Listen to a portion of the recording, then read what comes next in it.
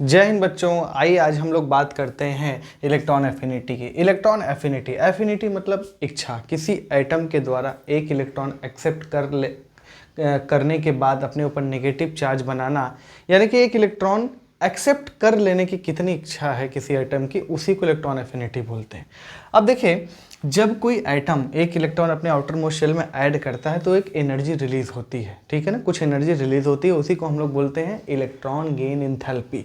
जितनी energy release होगी, मतलब डेल्टा एच जितना ज़्यादा नेगेटिव होगा, उसी को हम लोग मतलब वो बोलेंगे कि उतना ज़्यादा इच्छा उस आइटम की इलेक्ट्रॉन लेने की है, ठीक है। लिखा हुआ है when one electron is added to valence shell of an isolated gases atom, energy released is called electron gain enthalpy and the process is called electron affinity. More negative delta H E G, मतलब जैसे कि तो उतना ज़्यादा electron affinity होगा, और more positive electron gain enthalpy अगर है तो लेस इलेक्ट्रॉन एफिनिटी, इच्छा कम होगी, यहाँ इच्छा ज़्यादा यहाँ इच्छा कम। तो देखो, ए के द्वारा इलेक्ट्रॉन लेने पर नेगेटिव चार्ज बनाने पर यहाँ पे डेल्टा एच ई जी माइनस में 200 आ रहा है, बी के द्वारा यहाँ पे माइनस 400 आ रहा है, सी के द्वारा इलेक्ट्रॉन लेने पर प्लस में 200 आ रहा है, और डी के द्वारा लेने पर प्लस में 400 आ रहा है।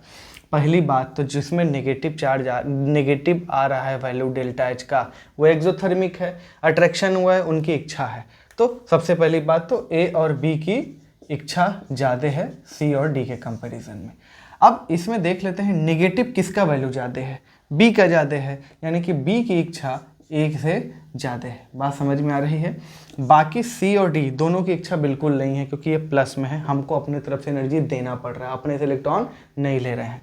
तो ज़्यादा मेहनत कहाँ करना पड़ रहा है, ये 400 वाले में, कम मेहनत कहाँ करना पड़ रहा है, यहाँ वाले में। नो डाउट इन दोनों की इच्छा बिल्कुल भी नहीं है, फिर भी अगर हम बोलें कि सजाइए बढ़ते या घटते क्रम में, तो सी की इच्छा डी से ज़्यादा होगी, और सी और डी ए और बी से तो बहुत पीछे होंगे। बात समझ में आ रही है, इसको बहुत अच्छे से समझ लीजिए।